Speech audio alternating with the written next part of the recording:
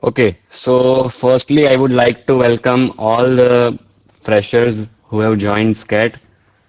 So this is a very, what can I say, a confusing meet for us because a new thing which we are seeing this year, that virtually meeting, we have not been able to meet in person. If if COVID permits us, then for sure we will plan one more meet like this for the first year students so that we can meet in person and get to know each other better. So, in the very beginning, from first year, when I recall my first year, I know that we have so many questions. And when something like this, developer student clubs comes into picture, then one more question arises that what is this developer student club? And what will it do and what actually it is? So and some other questions which other students might have are like, what line should go for? Because computer is a very wide line.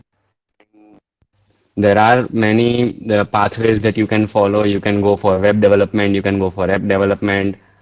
And this is the confusion state for freshers, even for sophomores, that which course should they do, what should they try.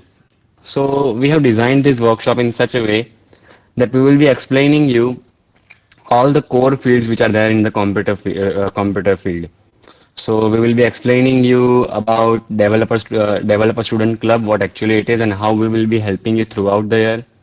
Then we will be explaining you about web development and how you can pursue a career in web development, why to pursue a career in web development, and what kind of salaries you can get through it. Similarly, we will be doing the same for app development, for data science, and for Google Cloud. So it's not to worry if with these all things sounds like vague to you because even in my first year it was similar for me, and for everyone it is like that. And especially that's the main reason that we have organized this workshop. So next slide, please. So developer student club, what actually it is. First, let's understand what who we are and what actually it is. So developer student club is actually a program designed by Google, and it's a direct affiliation with Google in different universities. So what Google does is it knows that the young minds are the most important thing.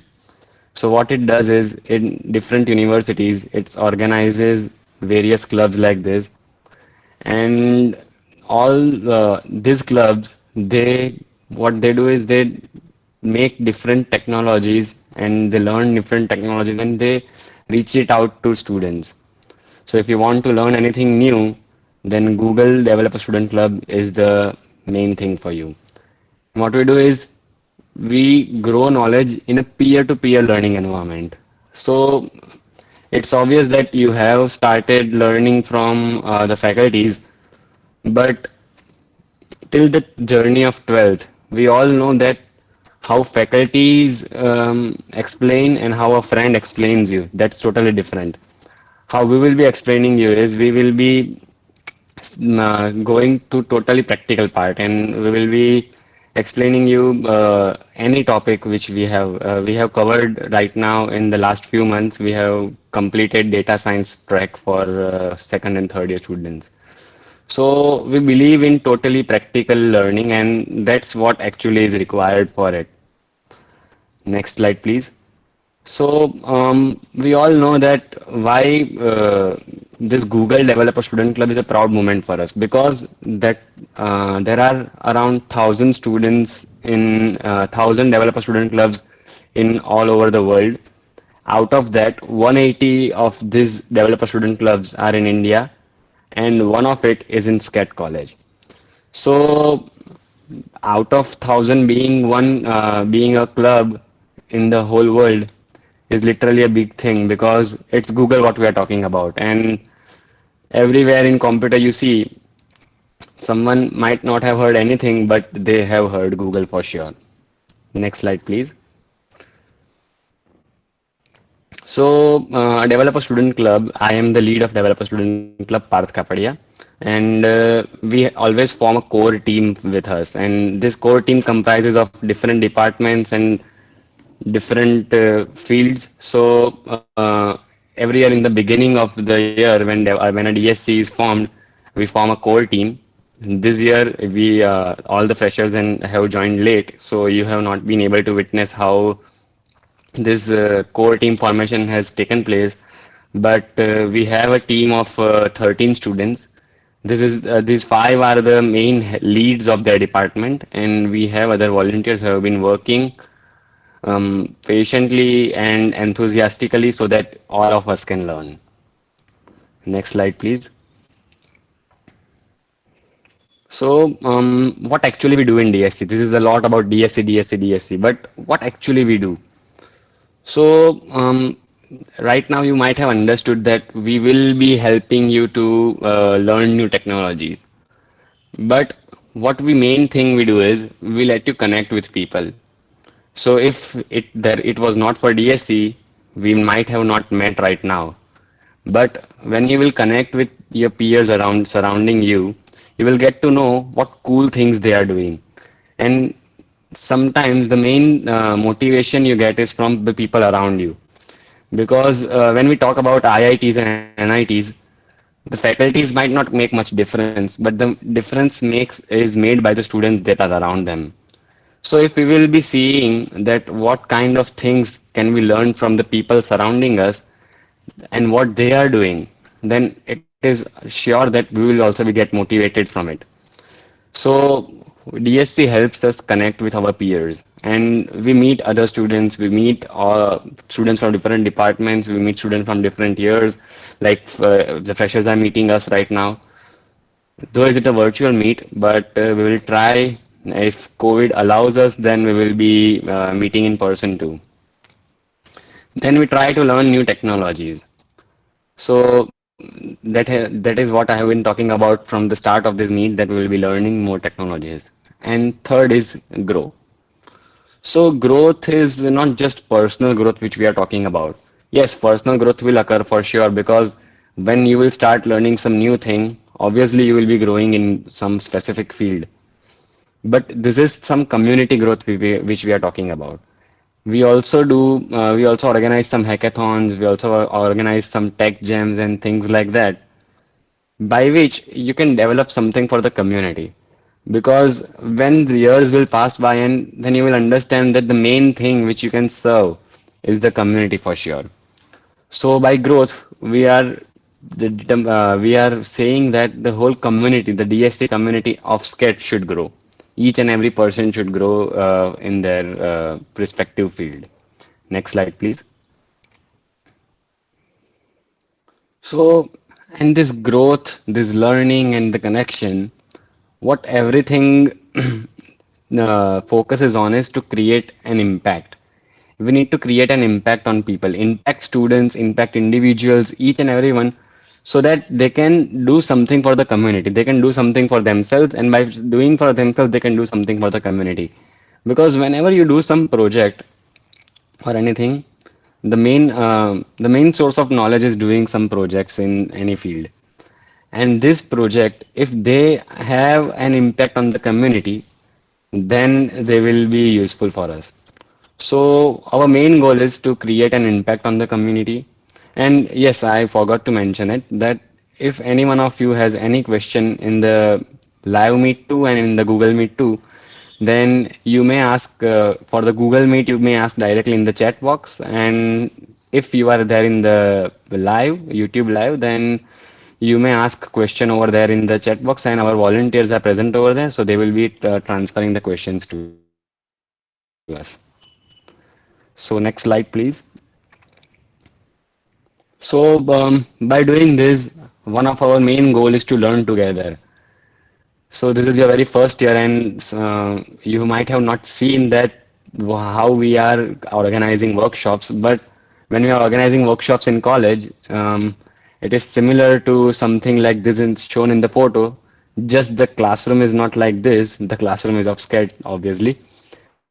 But what our main goal is, we try to make you learn different technologies. And we do this by hosting some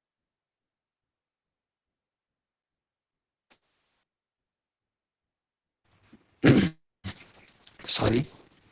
Okay, we do this by hosting some seminars, webinars.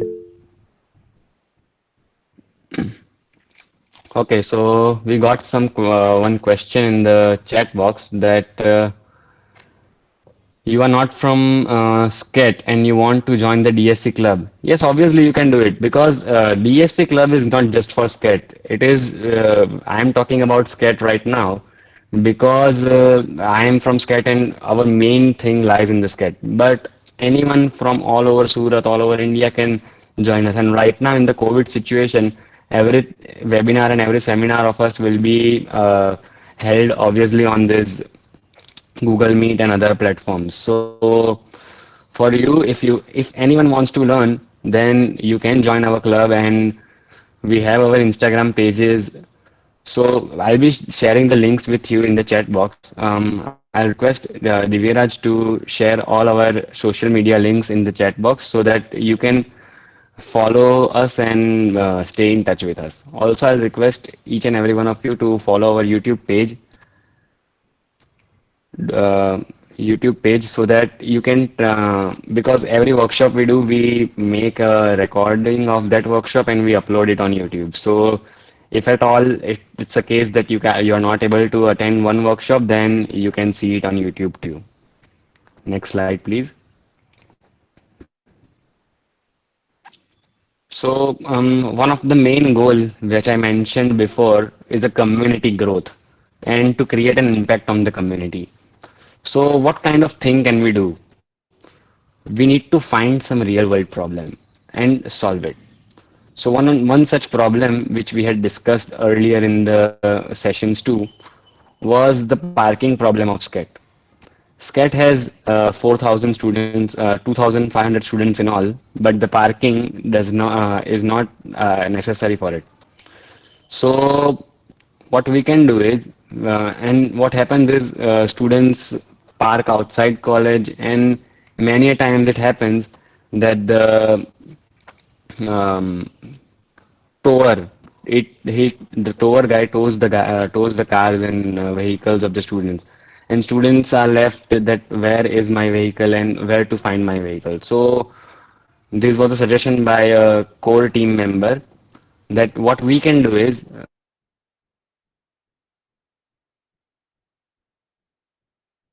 or the tows any vehicle, he enters in the portal that the vehicle is at this destination at this RTO, you can collect it from there. So this is a very small problem and a very small solution, but the kind of impact it provides in the community is very big. So we need to find such small problems, even if the problem is small, but the impact is big. That's the main thing which we are doing. Next slide, please. And our main goal is to build together. So, as I mentioned earlier too, that we want not just personal growth, we want a community growth. So, if each and all if any one of you is working on a project in future and you do have any doubts, then we have in our team experts from all the field. Not actually experts, but it's obvious that we all are students, so it would be exaggerating if we call ourselves expert, but we have some people on our field who have good knowledge in their field. So collectively, we might build something together because, as you know, unity is the greatest strength. So collectively, we might build some things which a single person cannot. Next slide, please.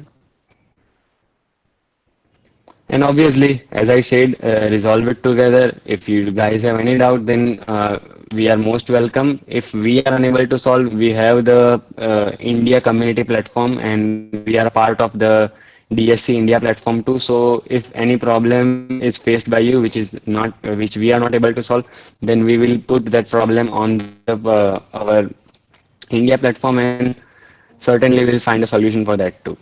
Next slide, please. So these are some few stories from the community, but Um, Three girls from Madurai have studied coding and built an iOS app.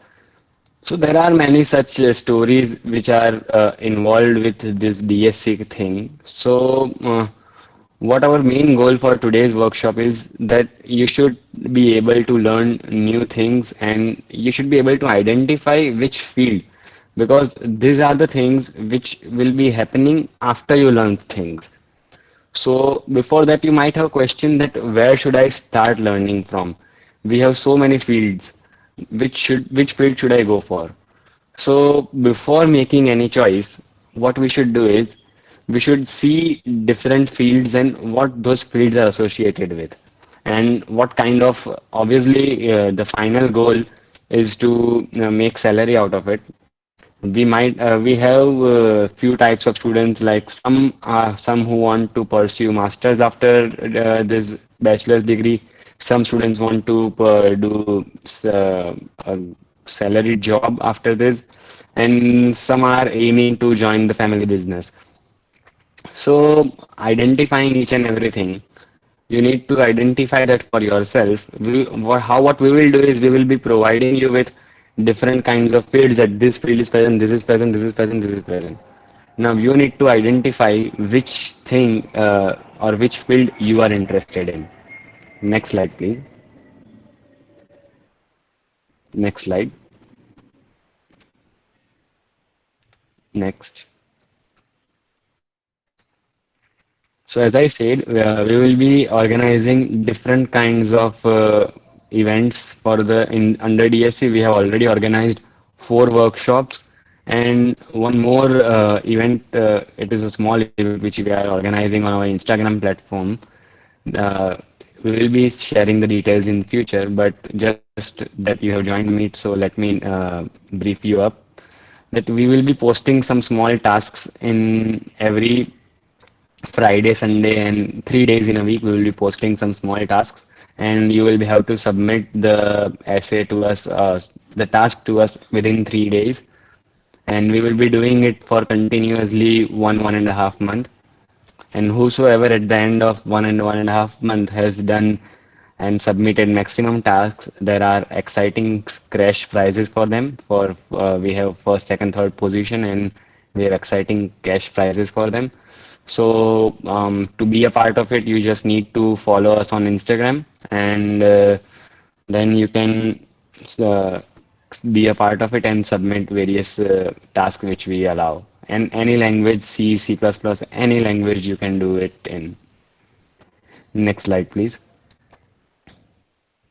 So I guess that was all about DSC. If you do have any question about DSC, feel free to ask. And now, as I said, the main aim of today's workshop, one of your question is solved, what DSC is. But now, moving on to the next question, that which field should you go for? This is a question which is relies on each and everyone's mind, that what you should do right now, which field you should go for. Or you might have many questions, where should I start? What should I do? So let's move on to that question and try to resolve it. So I'll hand over the dice to Keyur, and he will be briefing you about web development. Thank you, guys. Hello. Hello. Audible, am I? Yes, Keyur, you are audible. Yeah. So thank you, Parth. And it was a wonderful session of DSC introduction. So let's move on to the web development side. Right. So before beginning, good morning everyone. Myself K. Vadadari, and today we will be talking about the web development industry. So before moving on, first of all, we can ask our question that what is web development? So in layman terms, we can say that the process of creation of website is known as web development. And up to an extent, it is right, but that's not it. There are so many things going under the hood, like protocols, request, response, designing, deployment, etc., which make up to the whole web development lifecycle. We will see all that in the upcoming slides. The next question is who requires the web development? The answer is pretty much everyone, from a single person having their portfolio website to showcase their projects to the multinational companies like Google's and Netflix for their web-based applications. So pretty much in today's world, everybody requires web development, and these multinational companies hire for multiple roles like UI, UX designer, front-end developer, etc., and offers the packages ranging from around 44K up to 1 lakh 50K in US dollars. So let's dive in. So before moving on to the web development, let's quickly recap about the what is the internet. So we can say that internet is basically a network of interconnected computers worldwide, and it is used for mainly exchanging the information. Is there any comment? Okay. Yeah, so the internet is basically an network of interconnected computers used for exchanging the information worldwide. And it uses a well-defined suite of rules for exchanging these informations known as protocols. We don't need to dive deeper into these protocols, but you can basically understand protocol as a set of predefined rules that everyone follows worldwide so that information exchange is possible. And every computers on the internet understand that what other computer is speaking, right? Now, with the help of these protocols, internet provides us with services like world wide web, email, file sharing, telephony, etc. But what we are interested in is the world wide web, which allows us to browse the internet. So here you can see the pictures of the internet main lines, which powers the global internet. And from these main lines, we can say that there is a whole lot of data transfer going on worldwide. And web browsing, we can say that web browsing is the essential part of it. And so there is a lot of scope in this domain. Now, the actual definition of the web development is the work involved in developing a website, and that is pretty much same like our layman definition. But the things that are added is like that you are going to develop that website either for the internet or for the intranet. So I think everyone is familiar with the internet, but some of you might don't know the intranet. So intranet is a organizational internet, means the private network, one which we have at our college. We have the intranet of our CO department, and you can browse all the facilities provided by the CO department, like library homepage, CO internet website, and that all. So that is the internet, that is the private network which you can access from inside the organization and not from anywhere else in the world, right? Now the web development field ranges from developing the simple straightforward websites like portfolios, landing pages, etc. This website don't need to be dynamic, they don't need to serve the user specific contents like that, and it and is to the complex web applications like Facebook, Amazon, Gmail, where you can perform some actions like liking profile pictures, commenting, then purchasing, sending emails, etc. And the last part of the web development lifecycle is deploying the website to a web server. Now, web server is basically like your personal computer, but it is much more powerful than your computer. And unlike your computer, it stays online 24/7 and can serve up to thousands of requests per second. So let's see that how actually under the hood uh, it works. So web development uses the client server architecture. So if you are requesting some resources from the server, for example, if you are writing www.google.com, so you are requesting the Google's homepage. So you are the client. Now this request goes to the Google server. So the server which serves this request is known as a web server. And so a pretty much client server architecture is used.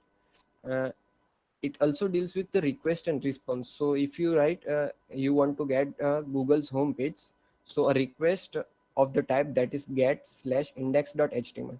So the homepage of each and every website on the internet is of the name index.html. So when you write www.google.com, the web server serves you the index.html file to you. So when you ask for google.com, so a request of the sense get index.html and http 1.1, which is the protocol being used by your web browser, is sent to the web server. Web server understands the request and responses you with the resource that is required, that was requested.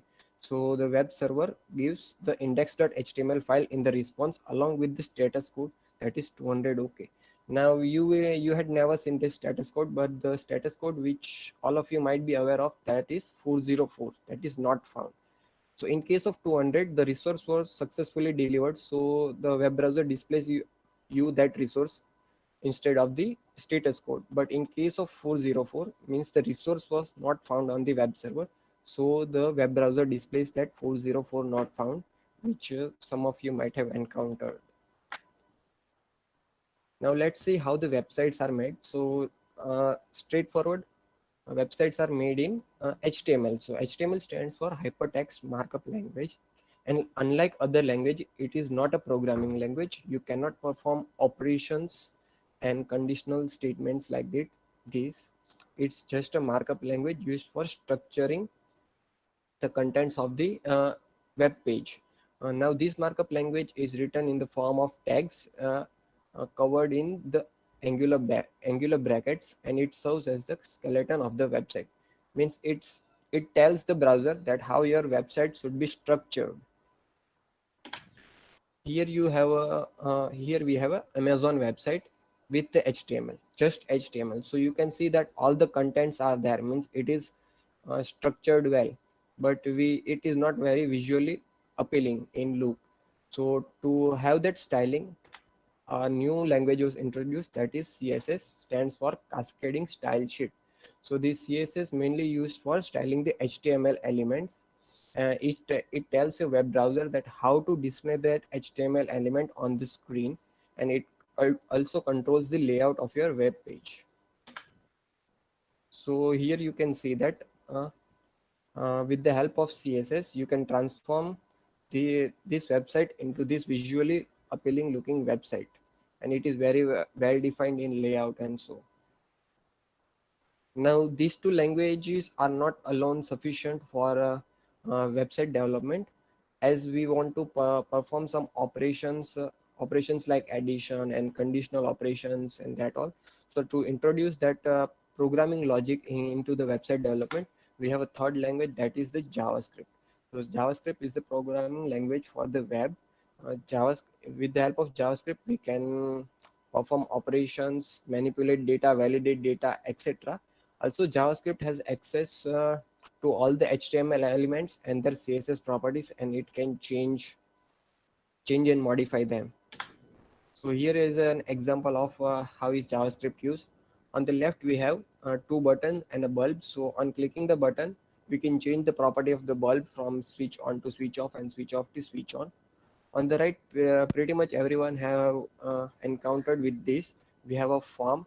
In form, we have the validation of the form with the help of JavaScript, like your password cannot be less than this much letter, or it should contain at least one symbol, right? Your email is not valid, etc. So all that is done with the help of JavaScript. Now we can basically categorize website into two categories. First one is the static, and the second one is the dynamic. So static website are a simple straightforward website. For example, we have a news website where if you go, then you can have a simple straightforward document to read, and if anyone else in the world goes to that website, they also have that same content. Means static website does not have user specific content. Content is common for all the people worldwide. So this website is basically built in HTML, CSS, and JavaScript. No other languages are required. And web pages for this website are pre-built. Means if a request comes to the server that give me this, so give me this web page, then server simply returns that web page without any modification or so. And content is statically pushed onto the web page, because there is no user specific content, so there is no need of databases, and due to that these websites are very fast and does not are low cost website. So the second one is the dynamic website. So unlike the static website, contents are user specific in dynamic website. For example, Gmail. So everybody have used Gmail. So in Gmail, if I log in and I open my Gmail dashboard, then I get all of my mails, not the some other person mail. And if you log in into your Gmail dashboard, then you get your mails. Means the content is user specific. So what happens under the hood is that when I request that give me my mails to the Gmail server. Gmail server checks that if I am a valid user, and if I am a valid user, then it fetches all the mails, all all of my mails from the database, construct a web page, and then serves back to the client. So this is all going under the hood of the dynamic website, and all of this process takes time and interaction with the database, so they are slower than the static website. And also we have server we also require server side scripting, because processing should be done in some of the programming languages, which makes it costly than static website. Then we have the two development sides while creating a website. First one is the front end development, and the second one is the back end development. So front end development we can basically say as the client side development. Client side development in the sense that all the things that are happening in your browser are all the client side. Means the client interacts with this with the browser. All the things in the browsers are done by the front end developers. The languages used in this front end side is HTML, CSS, and JavaScript. And the main thing to take care in the front end development is the responsiveness of the website. As we can see that pretty much everyone can browse a website having the web browsing facilities, and it can be browsed from a small mobile device to a very large desktop device. So your website needs to uh, look very appealing in all of the screen size. So mobile responsiveness is the main part of the front end development. Also, to help out with this, we have libraries like Bootstrap and jQuery, which have some predefined codes to help us with this responsiveness. Now, this is all for the simple website. Now, if we want to develop some complex web applications like Facebook, Gmail, or Amazon, in which we perform some actions like adding the items to the cart and etc., then we have to jump onto the frameworks. Now frameworks is the this readily available, what can we say, uh, framework is a fully fledged code which have this readily available programming logics and components to use. Means we don't have to write some smaller things, and we can focus on our uh, application implementation. So to allow us with the use of framework, we have Angular and Angular JS and Angular 129, which is backed by a very powerful company, Google. Then we have a React JS, which is backed by the Facebook. And we have Vue and Backbone JS, which are the open source frameworks. Then we have the backend development. Backend development, as discussed, is the server side development. So when the user request come, we need to give the user specific content to that user and fetch the information from the database. Now, in the backend development, languages like Java, PHP, C Sharp, etc. are used. And like the front end development, we also have libraries in the backend development like Express, Spring Boot, etc. to make our work easy. And for developing the complex web applications, we have frameworks like Node.js in JavaScript, Laravel and Cake PHP in PHP, and Django and Flask in Python, and so on. Now, let us see that what roles are available in the web development industry. The first one is the UI designer. So UI designer basically designs how the website will look. He or she does not develop the website. They just design the website in, let's say, a Photoshop software. They design the website, how the website should look like, and that all. Their salary ranges from 84K to 95K in US dollars. Then the second one we have is the UX designer.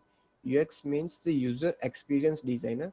They look out for that how website feels to the user, how user is navigating to the website. Is user having trouble finding information on the website, and that all that comes under the UX designer. Their salary ranges from 44K to 80K. Then we have the front end developer. So front end developer basically deals with the client side development, that how clients operates our website and that all, developing all these HTML using the frameworks or libraries like that. Their salary ranges from 44K to uh, 1 lakh, 1 lakh dollar. Then we have the backend developer. So backend developer mainly deals with the server side development and the databases to give the user specific website, and their salary ranges from 85K to 1 lakh 10,000. Then we have the full stack development. Now this full stack development is growing so much more in the web development industry. This full stack developers are the person who have knowledge of both front end development and the back end development. Means full stack developers singly can handle the development of the whole website development, not the designing part. So yeah, we also need the UI and UX designer, but full stack developer knows all these front end development and back end development frameworks, and therefore his salary ranges from 1,23,000 to 1,64,000. Then the most important part of the web development, that is the SEO specialist. SEO means search engine optimization. Now the role of SEO specialist is to develop some insert tags in our website so that our website ranks high in the search engine. So if you search your website name in the Google, then your website should come first. That is the job of the SEO specialist. Then moving on, that why should you choose web development as your career? So the first of all is that it is easy to learn. So pretty much we have a one programming language, one styling language, and one markup language. So it is very easy to learn, and it is very easy to develop an application in the web technology. The second one is the platform independent. So platform independent basically means that your website works on each and every platform, whether it is iOS, Windows, or Android. It should only have this web browser and web browsing capabilities, and your website will work on pretty much every platform with the help of with only single code base. Unlike app development where you have to develop separate applications for iOS and Android, in web development you just have to code in one language and your application will work all the devices worldwide having the web browsing capabilities. And the third one is diversified job opportunities. So as we have seen earlier that this much diversity is available in the job opportunities in the field of web development, and the salary ranges are also very good. And the fourth one is there is a huge demand for the full stack developers. So nowadays the full stack developers is growing more, and more people are attracted towards it, because with the development of stack like MERN stack and min stack, with the help of single programming language like JavaScript, you can develop a fully fledged application uh, for server and also for the client side with the help of single programming language. Then we have the freelance opportunities. So as discussed that in today's world pretty much everyone requires the web development. So there are so much freelance opportunities available in the website like Upwork and etc. Then the last one is it is the constantly evolving field. Means the web development is the evergreen technology. There are new things coming out day by day. So a new thing that came out in the web development industry nowadays is the PWA, that is progressive web apps. Now these progressive web apps are having the web functionality also and the mobile application functionality also. So if you visit some website, And if the PWA functionality is turned on, then you can simply install that web app as your native mobile app in your Android, iOS, or Windows. We can see a demonstration of that, I think.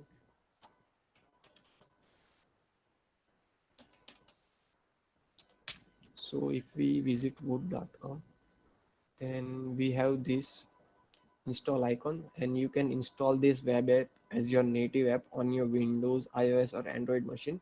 So this makes it pretty much platform independent and installable app having the both web and native functionalities. Now, how to kickstart your learning? So we have these 5 websites. The Odin project provides you the free training for becoming a full stack web developer in the Ruby on Rails framework. Then we have the free code camp org website. If you want to dive in deeper in the frameworks like React JS and Node.js, this website provides free training, and also on completion of training you have the free certificates also. Then we have the W3 schools, Alison and edX. All 3 websites are also providing free training in the web development industry, so you can kickstart your learning by visiting this website. So that's it on the web development side. If any questions, then please ask in the chat box.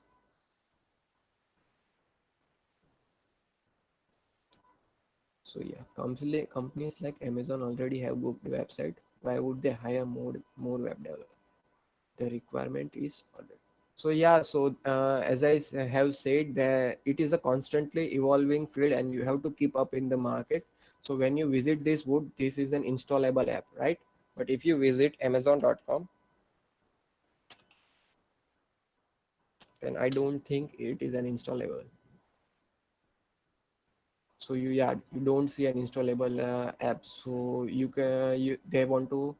they have to hire web developers with that knowledge. So it is a constantly evolving field. You have to keep up in the market with the new things. Any more questions?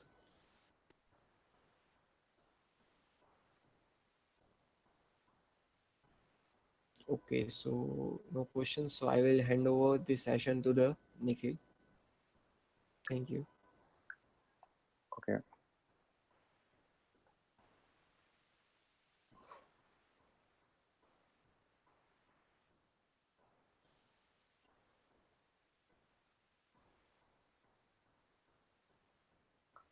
Okay, so am I audible? Yeah, you are audible. Okay. So yeah. Hello, my name is Nikhil Jindal and I'm an IT fourth year student here at SCET. Now I'll be further continuing the session on app development. So without wasting any time, let's start it. Well, this is the overview about the topics that we are going to discuss in this domain. So now let's first see what is app development. Before moving to the app development, I would like to talk about something like what is application. Well, application are basically the software which are used for small wireless computing devices. Well, like on mobile phones that we use applications like Instagram and any other apps are just mobile apps. You can't use them on like on Windows or Mac OS. Well, the process of writing such applications or and softwares is called the app development. Well, mobile apps and web apps are pretty same, but here in mobile apps we often write they are written specifically to take advantage of the unique features that a particular mobile device provides. For example, like in gaming app, we use the mobile feature that is accelerometer or gyroscope. At the same time, we use health sensor or temperature sensor of smartwatches for a mobile health app. Well, in app development, you get the salary and the pay varies a lot. Like it also varies country wise and it also varies organization wise. For example, if you are an app developer in country like India, you might not get a lot of pay. Like you you will approximately you get around 5 to 7 lakhs for app development, and at the same time in UK or in USA, you might get around 45 to 55 lakhs. It so you can see that it varies a lot. depending on the location. Also, it will vary according to the organization that you are working in. So now there are basically three types of mobile apps. First is native app, second is web app, and third is hybrid app. So let's see what are these. First of all, native app. Well, native apps are built specifically for a mobile device operating system. For example, uh, you can't use the Android app in the iOS device and iOS app in the Android devices. They are built for just one platform. You cannot mix and match. As I already said that you can't just you can't you can't use Android apps in BlackBerry phone or Windows phone. Well, so this is the basically the concept of native apps. Well, there are some pros and cons you can here see. Like native apps, as I said, they are built for particular OS, so they are very fast. They have better performance because uh, you know uh, in the underlying feature and the base technologies is dependent on the OS. So obviously it's going to be fast. Also, you have native UI, you can access device features. Again, but there are some cons like higher cost of maintenance and take up space in devices, and updates must be downloaded like when you download the updates from the Google Play Store or App Store. So these are the some cons of, or you can say disadvantage of native apps. The technology that we use to build such apps are Java, Kotlin, Python, Swift, Objective-C. Well, Java and Kotlin are used for building Android apps. Swift and Objective-C we use to build iOS apps. And Python we generally use for the backend part, as KU said what is backend. So these are the basic technology that we use. And for example native apps are WhatsApp and Facebook that you use on mobile phone. Well, like you can't use the APK file of Android device on iOS app, obviously. So that's why they are native apps. Now let's discuss about web apps. Well, they are similar to native apps but are accessed via a web browser. Well, you can say they are actually responsive website that adapt its user interface to the device the user is on. Well, first of all, let me tell you what is difference between website and web app. Well, it is a very important, incursion, and you should know about it. Well, you can say website are a group of interlinked web pages. You traverse from one web page to another web page by you can clicking on the links or the images that we all do. But at the same time, web apps are the software, like a real software that is deployed on the web. For example, web you can say that blogs are the websites where you which are used for only the viewing purpose, for the reading purpose. You don't interact with that particular website. You just read the content that is posted on that particular website.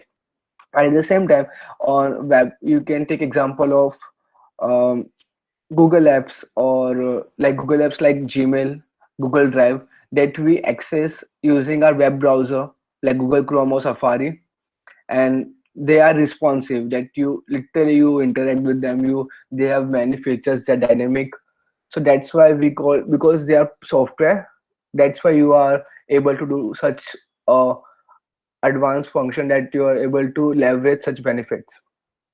Well, so now some pros and cons. Well, pros of web apps are like they are web based, so performs on all devices because we are using through web browsers.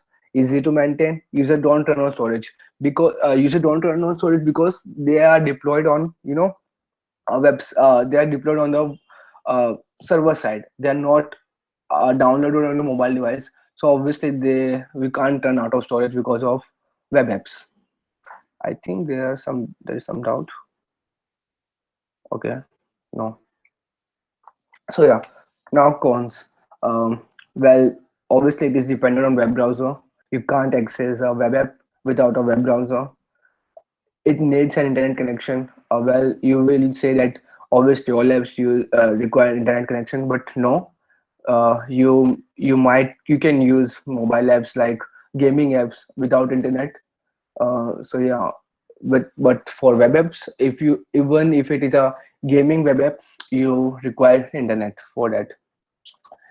May not always integrate with device hardware. It can also be the case that some you might have seen that some applications don't run that good on Safari, but they can easily run on Google Chrome. The technology used behind the development of web apps is pretty same with the websites, like for example HTML, CSS, JavaScript, Ruby, Angular, you can say. So yeah, that's it is basically what is web app. Now hybrid apps. uh, they are web apps that look and feel like native apps. Like, this is a combination of web app and native app. They are downloadable. Like, you have home icon. Like, when you clear you download it from Play Store or App Store, but when you launch that particular icon or that particular app, you have web view. you know for example, Wikipedia. Well, whenever you can download it obviously from the uh, platforms like Google Play Store and App Store, but whenever you access that particular app, you will have a web view of it. You are not that It is not an app, that is not a native app, it is a web view. Like, as I said, that web app, uh, if it adjusts itself in the user interface, its user interface on the mobile device the user is on. Similarly, it is a web view which you are accessing through a application. You might say that Instagram is obviously a native app, but no, it is a hybrid app. Instagram, like the Instagram timeline, is a web view that you access through a hybrid app that you generally use. Now, pros and cons. Well, they are quicker and cheaper to build. Obviously, web apps are very fast, so it is a hybrid, so it has to be faster, and it requires less code to maintain because it is not employed on on your mobile device. It is on server. Some cons: it lacks power of native apps. Obviously, the quality, the performance that a native app will provide is in no comparison. It has no comparison. You can't compare the features or the performance of native app. Slow. It is obviously a bit slower than native app. Certain features might not be usable on devices. It can be happen that it depends on particular device. Like, I don't know if you have ever faced that problem, but some apps might not run on like MI phones or some China mobile phones. So that is what this disadvantage is trying to say. Now, technology used are Ionic. It is a cross-platform. Well, I will tell you what is cross-platform tool. Objective C, Swift, HTML5, and there are various other technologies. So now let's see a graph that is from for resources to performance. As you can see that N is native, H is hybrid, and W is web app. Okay, so you can see that resources required for web app is least. Obviously, as it is deployed on web, it doesn't require that much resources, but at the same time, for native, the requirement of resources is so high. Well, it is, I mean, it is very very extreme as compared to web app, and hybrid lies somewhere in between. And at the same time, the performance of native apps uh, is obviously the best as compared to other two.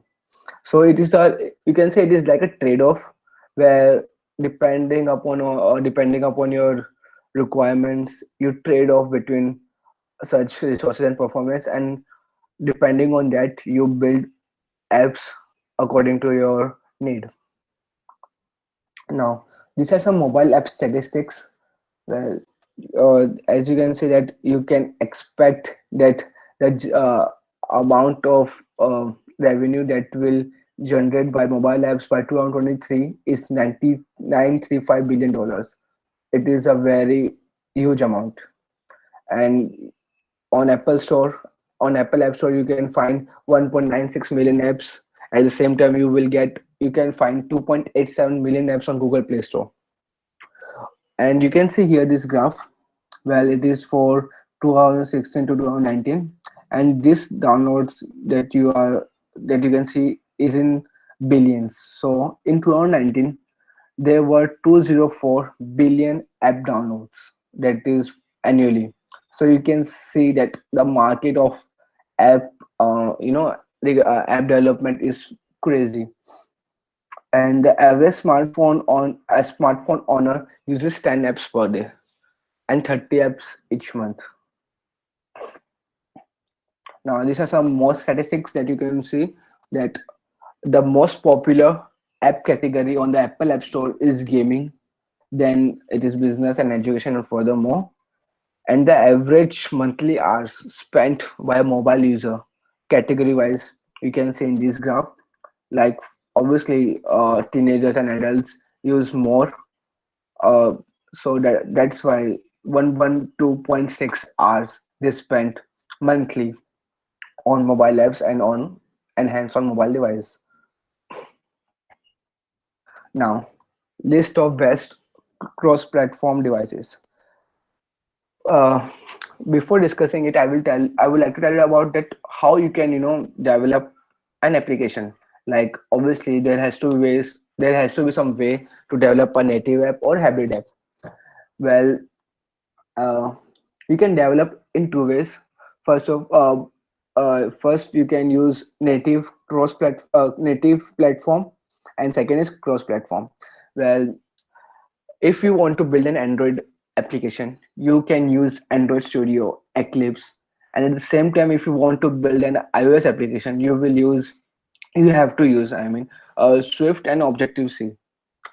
But what if I want to, use a single platform that use a single platform and want to build a single app that can run on both the devices?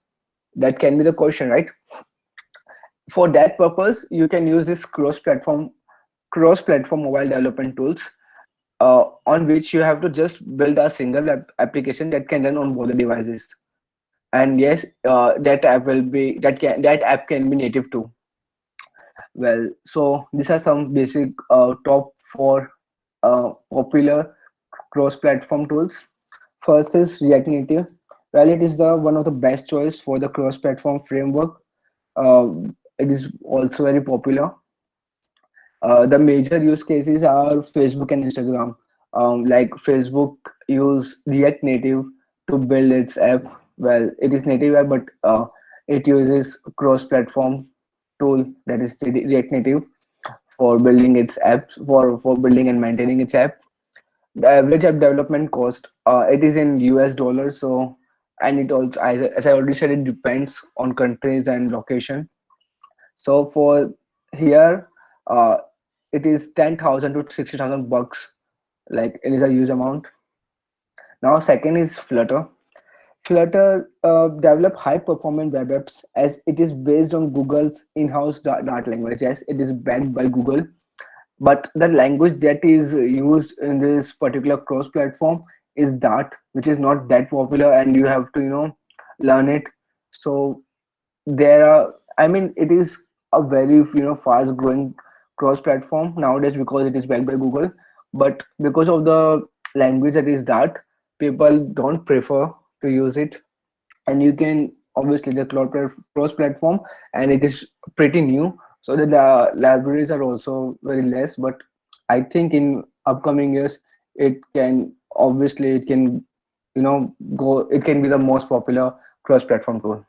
The major use cases are Google, obviously, Google Ads, and Alibaba. The app development cost is pretty similar to React Native. Third is Ionic. It has also very strong community support and vast libraries. Well, the only benefit that I can see here is that it has very vast libraries. Well, you will know about libraries. What is libraries? Well, in when you will start building applications or websites. Well, if I will tell you right now, you might don't understand what is a library, but in in a layman term, I can say that libraries are the pre-built or pre-structured code that we use for the purpose of our development of any application. Like for example, if you want to, you can say, if you want to build a website that consists of a form or other various functionalities. For for building a form, you might or don't want to create your own form. You can just import, like there are libraries that consists of code that is required to build that particular form. You just have to import it, and you have to just attach that code in your software, and that's it. So these are the libraries that, so yeah, Ionic has very uh, vast libraries, so that it can help you in your building your apps very quickly. Major use cases again, McDonald's, then Pacifica and MarketWatch. App development cost 50,000 to $1 lakh. That is very high. And the fourth one is Xamarin. Well, it is not that popular. Well, it is popular, but it is not it is not used that much. Like it is an open, because it is popular because it is an open source platform that is widely used to build for iOS, Windows, and Android app development. Well, here I would like to say that Flutter don't we can't use Flutter to build Windows apps, but only um, Android apps and iOS apps. Okay, so major use cases: Alaska Airlines, Oro, MRW, and AOX. Now, average app development cost $20,000 to $7,000. Now, benefits of mobile apps for businesses. Now, it is very important to know that how a mobile app can help in businesses. Well, obviously, it builds loyalty because mobile apps work to consistently increase customer loyalty. If if you're dealing with anyone, like you, if you're communicating with your client, and you if you will show him your mobile application, then it will obviously increase the loyalty. It will show that your company is genuine and it is working very hard on your particular business. So that's why it can build loyalty. It will reinforce your brand, because mobile offers the unique opportunities. It will increase your visibility, as there are 15 million mobile apps on a Apple Store. So you can you know imagine, and 15 billion mobile app downloads on the Apple Store. So you can imagine that people really like to have a mobile app that can really ease their way, and can make their life more easier and effective. Now, and it can increase your accessibility too. Then increase sell-through. Well, recent analysis have suggested that mobile app users spend more time on companies' mobile app than on the websites. Well, obviously, you can also realize that mm, you will prefer to use mobile app than a particular website or web app through your web browser. Now, what is the process of developing an app? Uh, Again, first is ideation process. Well, you have to brainstorm ideas, you have to research about things, you have to find answers regarding some particular questions. You have to whenever successful apps are those that can solve a particular problem of the society, or that can benefit any any community in the society. And that's why such apps like Amazon, or you can say Facebook, that was an innovative idea back then, help a lot in just help a lot that particular company to get to reach that success. Second process is design. After you have you had a thought that what you want to build, you have to design your user interface, then how your app will look like, and how it will perform and other stuff. Then there is the toughest part, like development. Here you will write the code for your app, then you will test your app to determine its quality and any errors or bugs. Then you will obviously launch it. You can publish it on any marketplaces like Apple App Store or Google Play. Then the last part is marketing. which is very very important nowadays, because as you already seen that there are billions of apps, millions of app downloads and millions of apps on marketplaces. So to stand out, you have to market your app, and it is very very important. So to get users to download your app and you give your feedback, you have to increase your user engagement by the process of marketing. Now, these are some courses that can help you kickstart your app development journey. So you can take screenshot of this particular slide. Well, this some of these courses are paid and some are free. Well, I generally don't prefer Udemy for an online platform, but honestly, for app development, Udemy offers great courses like this one. The complete Android and developer course is pretty good. And similarly for this, similarly iOS 13 and Swift 5, this is the best you can say course that is available on the net for iOS development. Obviously, you have free courses on Coursera like Android app development specialization, and again iOS app development with Swift specialization. These courses are free, but if you want to buy the certificate, you have to pay some bucks like around $50 to $75. So it depends on your preferences and your certification. Well, that's it. That is what uh, all about app development. If you have any question, you can ask in the chat box.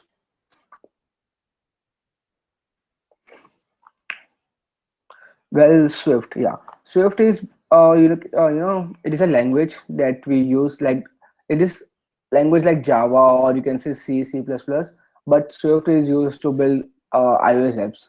So yeah, that is what Swift is.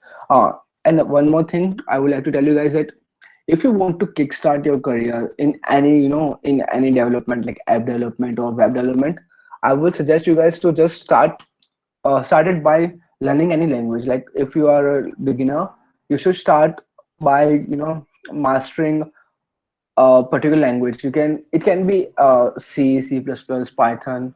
Okay, so you should start first learning a language. You can't just jump on the app development or website development without knowing a particular language, because in all these cross platforms you have to use a particular language, and the most popular for Android is Java, and for iOS is Swift. But the languages are somewhat similar, you can say. So if you can master any one language, that then it will be very easy for you to learn other languages. So for the beginners, I would suggest that you should start learning any language. Yeah. Any other question? Okay, can we download Windows on iOS platform? No, you. Okay, Windows iOS platform. So you are asking me about Mac OS? Like you can't obviously download Windows on your mobile phone. Well, obviously you can't also download Windows, yeah, on MacBook. Like yes, you can, but you have to use another, like there are virtual boxes that you have to use. You can't just run Windows on Mac OS. You have to download VirtualBox. That is another technology, and on that you can obviously access your Windows platform.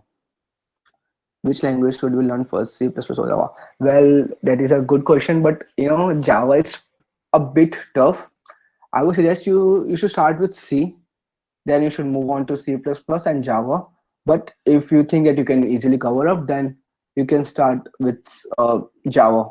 Java is a evergreen language, and it can help you in every technology. How much time it take to master English? Well, it depends on your hard work, man. Amma. It depends on your hard work, how much time you're going to spend on particular language. Like, please don't rely on college education. I would suggest that, because the education that our colleges provide in India, the education system is very it's not advanced. You will just you can't you just will after your graduation will if you will only depend on your college study, you will just learn C and C++. That's the only two language that you will learn. Okay. What emulator? Okay. Or what after learning programming? Yeah, after programming language, you can use platforms, as I said, Android Studio or Xcode that we use to build iOS apps, and you can just use that language to build applications. Okay. Any other questions?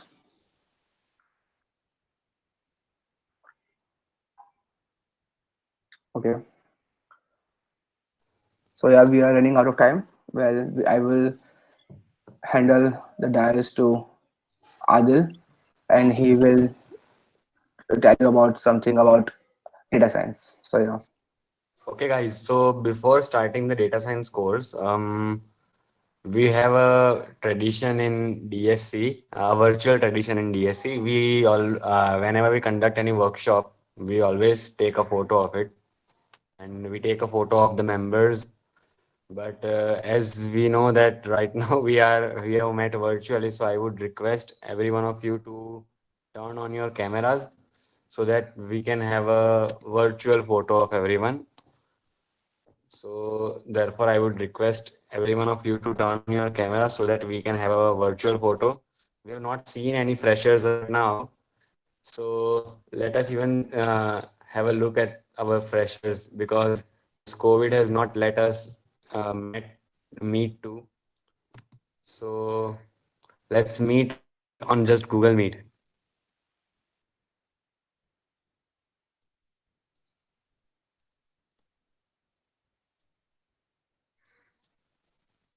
It's really great to see every one of you over here.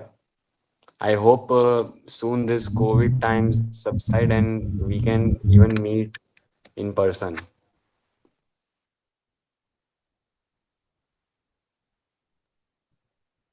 Okay, so thank you everyone. Now let's continue our workshop. We have still two more technologies left. We have covered app development and web development and data science and Google Cloud is still left. So let us understand what those two platforms are. And yes, the whole webinar is available on our YouTube page. So you can just log in over there and we'll take a look at it. And now I'll handle the dias to Adil. So Adil, let's start with data science.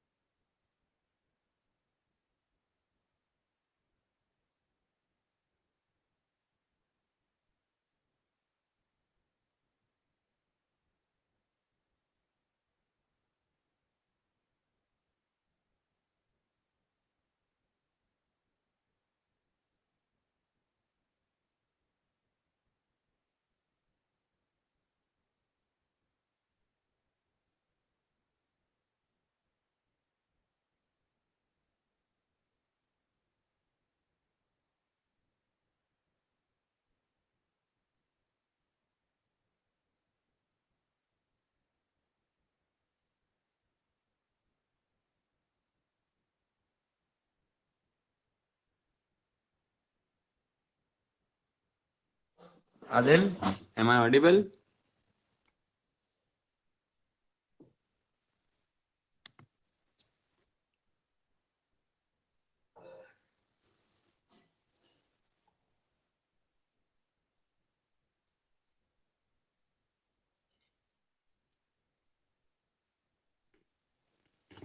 I guess there is some technical issue with Adil.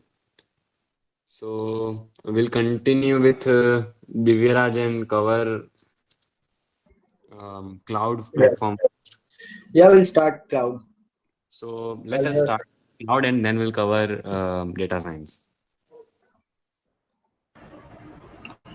Am I audible? Yes, Adil, you are audible. Okay, just a second. Okay, so let's start with data science only then.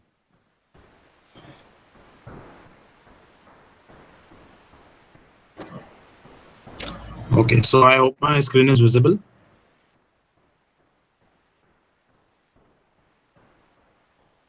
Yes, it is visible, Adil. Okay, so Hello and good morning, everyone. My name is Adil Tajani. I'm the machine learning enthusiast in the core team. I'm a third year computer engineering student.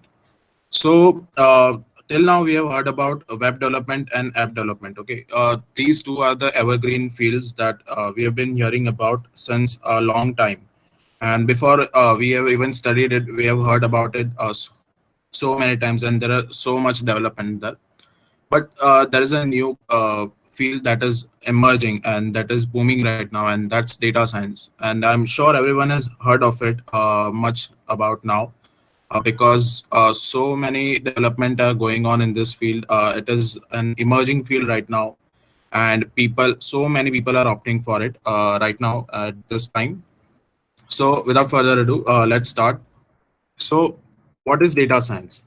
So as you can see, data science is an interdisciplinary field that uses scientific methods, processes, algorithms, and systems to extract knowledge and insights from many structural and unstructured data. So data science is an interdisciplinary field. As we saw, web development and app development, they are just coding. Okay, they are just technical fields. But what data science is? Data science uses coding and algorithms as well as some business intelligence. Okay, so what data science is? That in a business, when you have got some data, so that data means something, but we don't know what that means. So we use some tools, some algorithms, and some processes to get the insight what this data represents, what this data means, and that comes in data science. And data science is related to data mining, machine learning, and big data. So these three are the some of the big terms that are often heard online and everywhere. So what data mining is? Data mining is gathering data from different sources, the raw data, structuring that data, and preparing that data to get some insights from that. Then machine learning is used for structuring purpose, clustering purpose, prediction on that basis on that data. And big data is handling and processing a very large amount of data. So as you all know that at this time, data is one of the most precious thing in the world. As we know that data is being collected at each and every step. uh, some data can mean so many things, and those data can provide you so many insights. So here is a list of common data science deliverables. As you can see, these are some of the things that can be done with data science. So there is prediction. Based on the previous inputs, we can predict what will be the next value if I give some of this input. So prediction is used at so many places. One of the application of prediction, if I can give you example, is predicting house price. So I have data of previously sold houses with their area, with their different aspects. And if I want to sell a new house, then I can predict that with an algorithm and the data that I have already.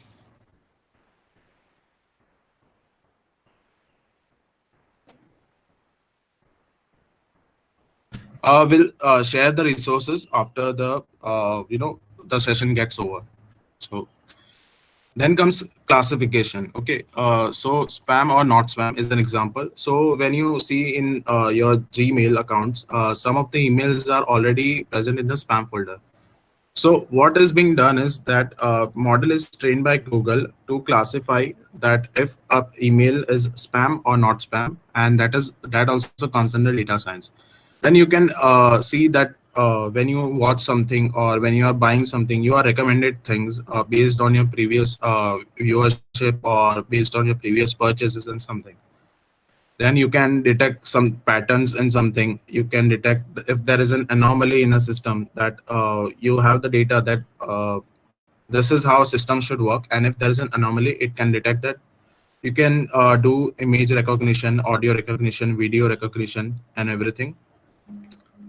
There is scoring, ranking, segmentation, optimization, forecasting.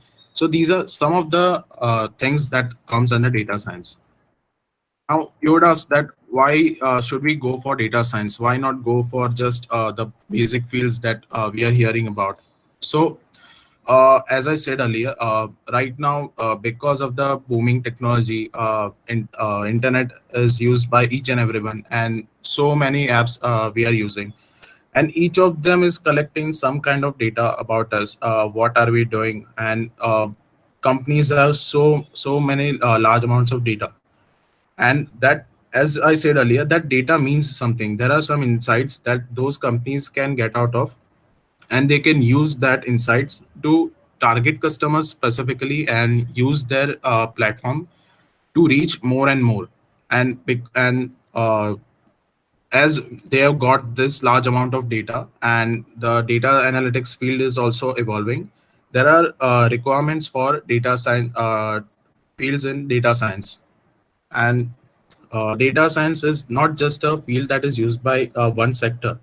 As you can see, finance sector, marketing, retail, banking, military, IT sectors, pretty much everyone uses data science, because everyone has data and they need to increase their business. They need to increase their reach, and for that, data science is a viable and an efficient solution. And because of this, there's a huge demand for data scientists. And also, IBM has declared it as a trending job of 21st century. And the thing about data science is that you don't need a coding background. That I have done coding since a long time, and that is only the reason why I can become data scientist. That is not the thing. You can become data scientist from any background, because the coding part that you require is a small part of it. The main part is how you get insights from that data, and how can you apply that for the particular business that you are appointed for. So these are the reasons why you should go for data science. And as you can see here, this is a screenshot of Google Trends, and it shows from 2016 to 2020, the trend is exploding for data science, as you can see here. So this is why there is a big demand for data scientists out there, and because of the huge data that we are getting day by day, different types of data, and the data speaks something about the users, about the customers, and this is why data science is so much popular right now.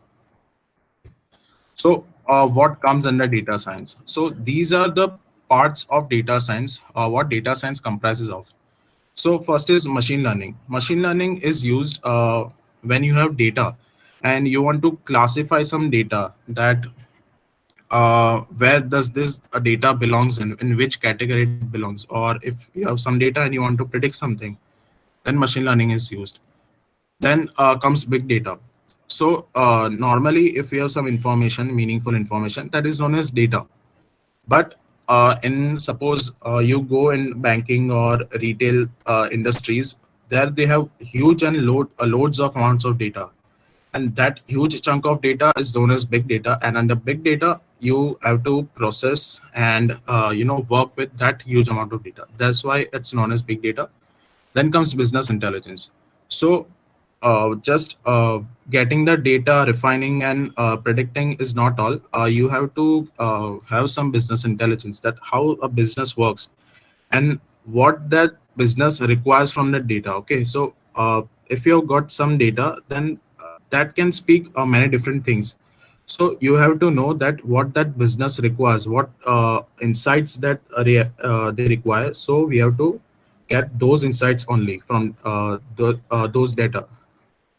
Then comes statistics. Okay, statistics is a very important part of data science, because data science is based on maths. Okay, so if we are getting some insights, if we are predicting something, that's solely based on statistics that we use daily, and you have to have some knowledge on that. Okay, so now we'll see about some skills and tools required. Okay, so first, there are some programming languages that are needed for the purposes of handling data and predicting and everything. So there are two mainly two widely used languages, that are R and Python. Now, Python, I'm sure everyone has heard a lot of it nowadays. Everyone is doing Python courses on Python. And yes, Python gives you a lot of functional ability.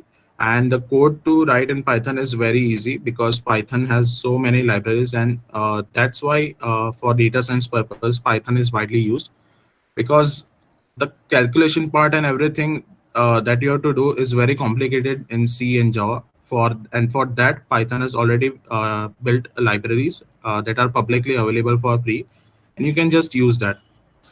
There is also R, and people have not much heard about this R because R is mainly used for its statistical purposes, and it is also a good option for data science. Python is just used for its libraries and everything, but Python is comparatively slow, and R is good for statistical purposes. Then you should have some knowledge about Excel because when you are handling data, you have to structure that data and everything in a proper format. So when you load the data sets and everything, you should know some of the no, you should have some knowledge about Excel. Then Hadoop is there. Hadoop is a tool framework for processing the big amount of data that we saw, big data. Then SQL is for database management. You have to store the data. You have to bring the data, and the all the database part will be covered in SQL. Then there are algorithms. Now, algorithms are the ones that you see in machine learning or deep learning. Okay. So there is also one thing that people are confused in data science, that machine learning and deep learning are two different fields. That is not the thing. In data science, machine learning is a part where you use the data that you have obtained to do some process on it, to predict something, or to cluster it, to segregate it, to classify it. And under machine learning comes deep learning. Deep learning is a specialized part of machine learning where you work more with the algorithms, where you fine tune the algorithms. So that's a deeper part.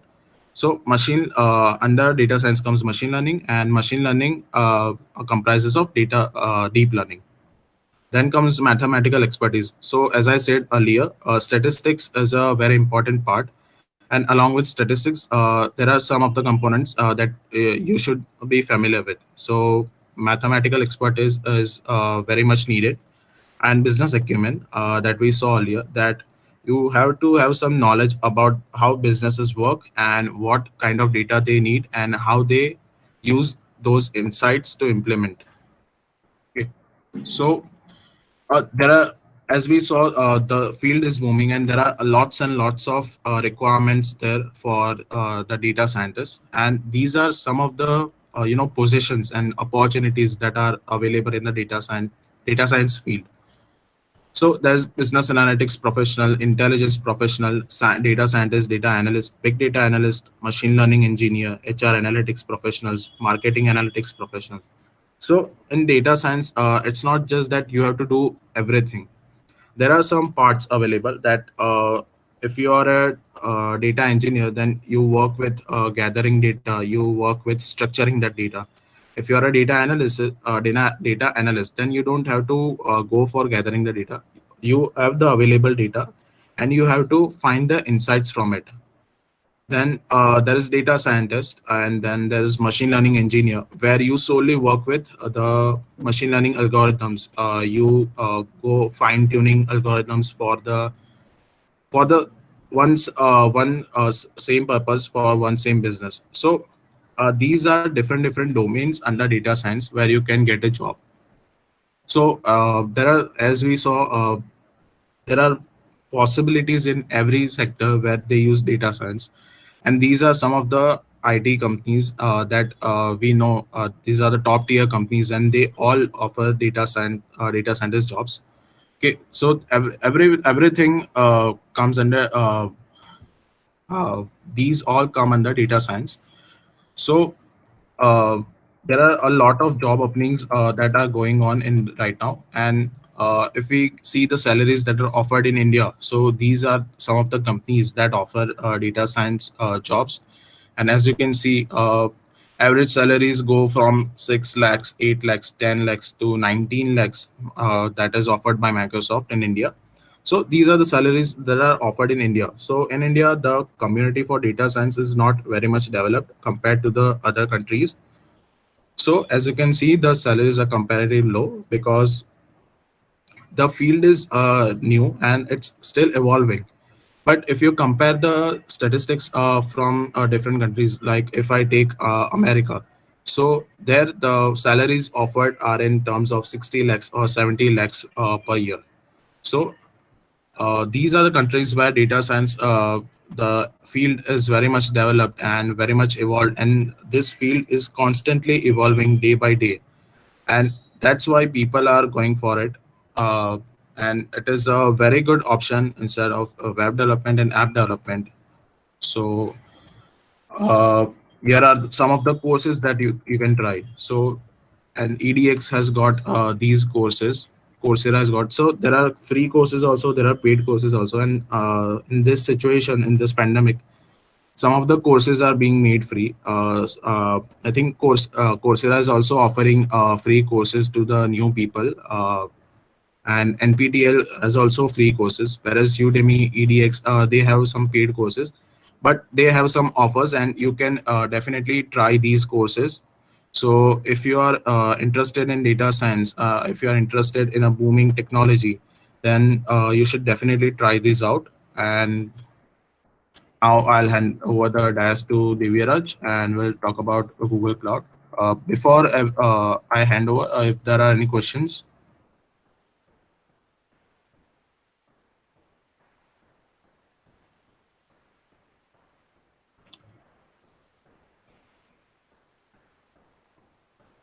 Okay, so prerequisites, there are no prerequisites. You first have to start with, start with maths, basic maths. You have to start with probability and statistics. You have to start with, you have to choose one language and you have to start with it. So suppose if you are starting with Python, then you can first get to know the basics of Python. Then you can gradually move towards the data science libraries that are used in Python. And the main thing in if you see in web development, app development, or data science or cloud, anything, if you just go on completing courses, or if you just go on watching videos and everything, you won't learn everything. The learning comes from practicing. So even if you learn some languages, you have to start working on some projects. There are free projects available, that data sets are available, so you can learn the libraries, then you can start working on some small projects, and that will eventually build up to your small skills to bigger skills. So yes, you can start with languages, and you have to start with some basic maths, and gradually you can start with the machine learning course, the data science course, and you can go further and start from small projects to bigger projects. uh, there is no defined time for data science. Okay, it purely depends on your grasping skills.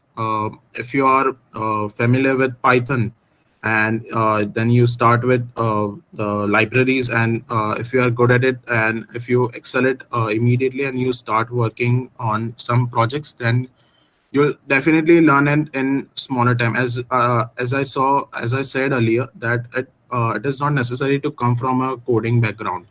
So even if you start right now, then in a small time you can start building up skills. Yes, definitely. As we saw here, data science is pretty much used in every sector. And if I give you the example of India, it is still evolving, and there will be so many opportunities developing. As we are saying that the data generated day by day is just increasing because the amount of usage of internet, amount of usage of technology that is going on, and that data is collected for just one purpose, to get the insights of users. As you see that there is data theft going on. So why is that? To obtain some insights of users to target. So whenever you are doing something, you are getting targeted ads. So each and every what a business wants is to increase the reach to the customers, to target the customers about what they like.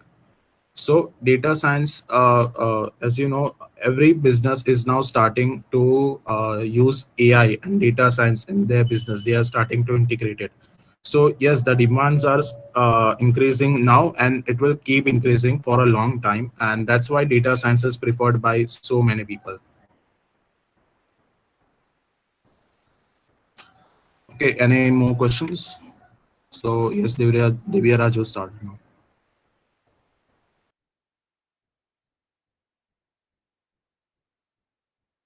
Is my screen visible to everyone? Yes, it's visible. Okay, so good morning, one and all present here. I myself is Diviraj Thakaria, and I'm going to carry forward the with Google Cloud. So I'll start by saying that if you own a smartphone with an internet connection today, you already are surrounded by a web of cloud around you. So basically, cloud knows more about you than you know about cloud. Interesting, right?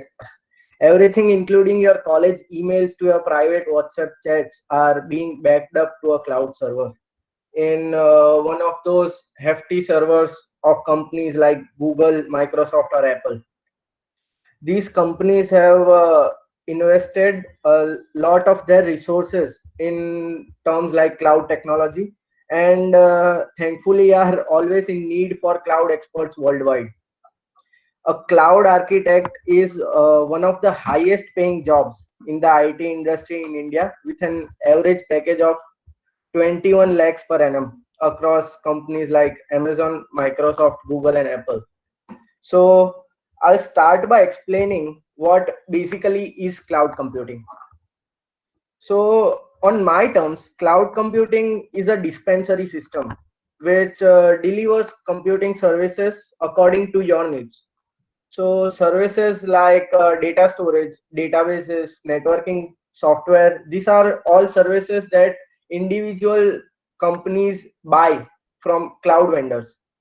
So you all must have heard of Google Drive, right?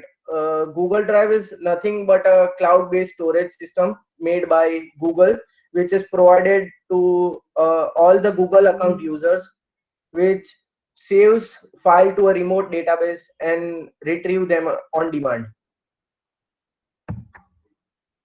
So I'll explain a bit of evolution of cloud, that is where from it started. So it actually emerged in 1996 with an idea of renting servers. So if you don't know what a server or a database is, I'll speak in layman terms. When a startup is evolved, they need computers and machines for storing the data of the app that they are receiving continuously.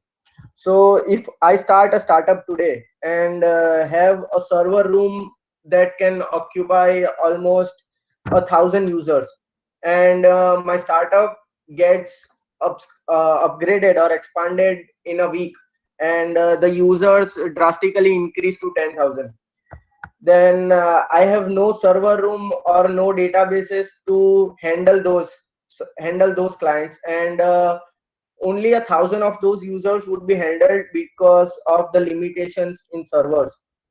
So what cloud does is it rents servers, and the idea of renting servers immediately took hike as Apple and companies like Compaq started putting all of their resources in technologies like cloud. So there is no turning back today. Cloud itself has so easily meddled itself in our lives, so that we can carry out many complex tasks from easily from our smartphones from around the world. So I'll give you a brief introduction of what services are given or provided by cloud.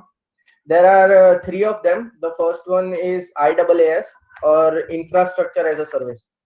So basically, infrastructure as a service is one of the most basic cloud service packet, where only infrastructure is given, and by infrastructure I mean is that servers and databases. A complete description of all the real-time usage is given in these photos, where in IaaS, it is the most basic one, where all the installation, maintenance, development is done by the client. The second one is platform as service. Platform as service is one of the most used service by computer developers, like IT engineers like us, where they get a platform for development, and also all the maintenance and virtualization is delivered as a service by the cloud vendors. So for example, I'll explain you that if you want to develop an app on your computer, an Android app, but your computer is too old or too slow to handle Android Studio properly, then what you can do is you can easily rent a virtual machine from any cloud of regular specifications that you want. So basically, if I'm operating a Windows 8 or a Windows 9 right now, then and I have low specs for high capability, high operating systems, then I can easily rent a server online with specs, more gradual specs. And this was one of the biggest leaps in the computer industry for all the developers to get any software or any device working on your platform without paying for it. The third one is software as a service. So basically, it is used where clients need a ready software which is already developed by the vendors, and the all the maintenance and services are being take care of the being take care by the vendors directly. Every major non-tech firms like lawyer firms or construction businesses have been shifted towards software as a service instead of creating separate IT departments in their companies. So I'll start with the main topic, that is Google Cloud. So cloud basically is a combination of all those services that I said earlier. So the first one, it is a combination of G Suite and Google Cloud Platform. So you must all have been working with G Suite already. So what G Suite is, already a SaaS platform, which is software as service platform, which gives all the services to you without like handling the servers. And the second one is Google Cloud Platform. Being a Google Cloud facilitator for DSC SCET in the year 2020, I have been working with a lot of these Google Cloud Platform services. Some of the services provided by Google Cloud Platform are compute, storage and database, networking, big data. Like this all may seem regular to you right now, but as you gradually increase in your second to third year, you will know what the importance is of all of these in companies right now. Compute, storage and database, big data, all of these are used on regular day-to-day basis by very large companies. I'll explain you with some technologies that cloud is indulged right now. So basically, all the upcoming technologies that you have heard of, that is machine learning, data science, as Adil explained, AI, IoT, computer vision, all of this needs cloud services. Companies need cloud services from hosting to managing to security. And you won't believe that even multinational companies like Coca-Cola, Domino's, Spotify, Snapchat, these companies, these are just some names, but a lot of these other companies use cloud services for their various reasons or various services that we have given by the cloud. So as we have already seen about the technologies, even in careers like data science, full stack development, and app development, which were already covered earlier, we need cloud resources in their work, and hence each of these fields have essential cloud functionalities without which it cannot operate. So have you all heard about the drive and all the cloud facilities that have been actually you have been using a lot of cloud facilities, only just because you have not been aware of, have you not learned of it. Cloud computing as a domain is a large, growing, and it's reaching great heights right now.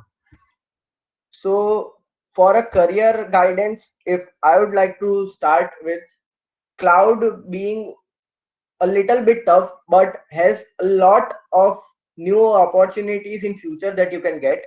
And it is also expected to cross a 35 $350 billion mark by 2020. So that's a bit of highest in all other technologies that we have seen right now. So these are some basic careers that you can go through with cloud network. And as I have already said, that being a cloud architect is one of the highest paid jobs in IT department. That is 18 to 25 lakhs per annum, and this is only the figures of India. And as all other speakers before me already said, that these figures are widely changeable according to the countries that you are situated in. So basically, if a cloud network developer is paid 5 to 9 lakhs in India per annum, then he'll earn about three times of it in USA, according to the advancement of the technologies that they have over there.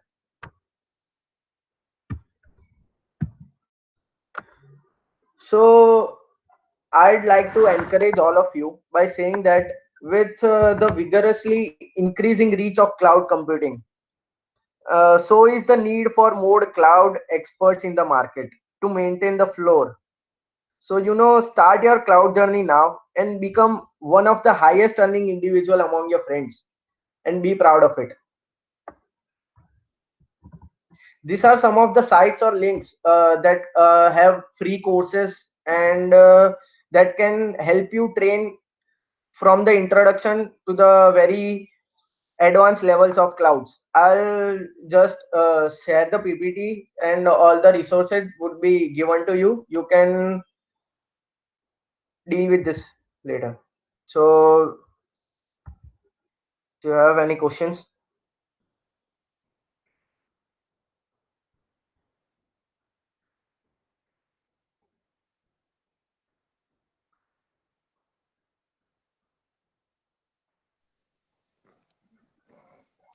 So I guess that was all from our side.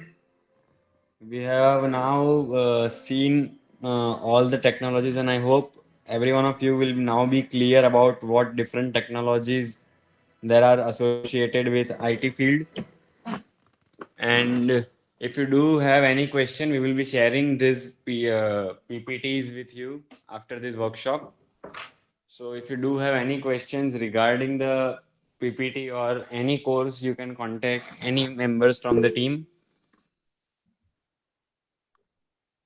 If you do have any questions later on, then you may contact us on Insta. We have already shared all the social media platforms with you, and there is my contact number too on the social media platforms. And you will see on the platforms that you may contact any member from the team. We have added all the mail IDs, and if you still have any doubt and you directly want to contact, then I am sharing my email ID in the chat box. You can directly share a mail over here.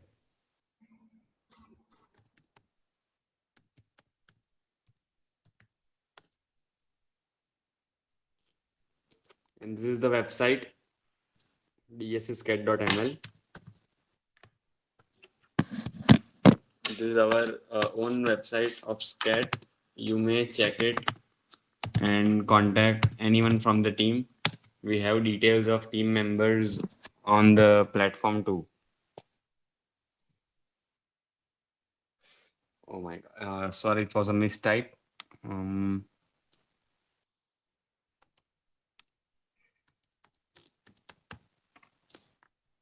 DSC SCET is our Instagram. This is our Instagram.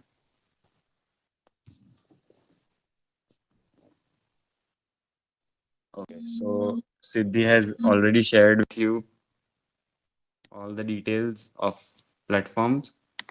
You may contact us anywhere. The website link has a mistake. So I have reshared the website link too. You may contact us on that.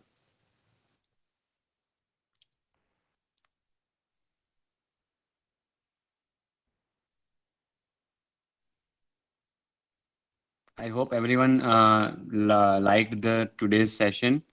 Do share your reviews. We will be sharing a feedback form. Do share your reviews in the feedback form, and so that even we are motivated to organize more such workshops for you.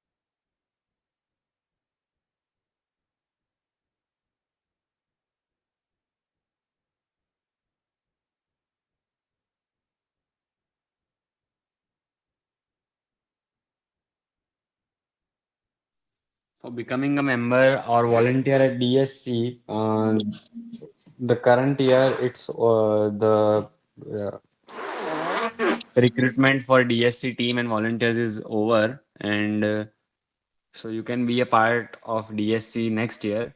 But DSC we require two things, that is technical or non-technical. You can be a part of the technical team or a non-technical team. So in your very first year, you can collect enough certificates and build your profile so that next year, whenever there is a recruitment for DSC, you will be applying for it, and there is interview for the core team and volunteer selection, and hopefully you'll get selected over there.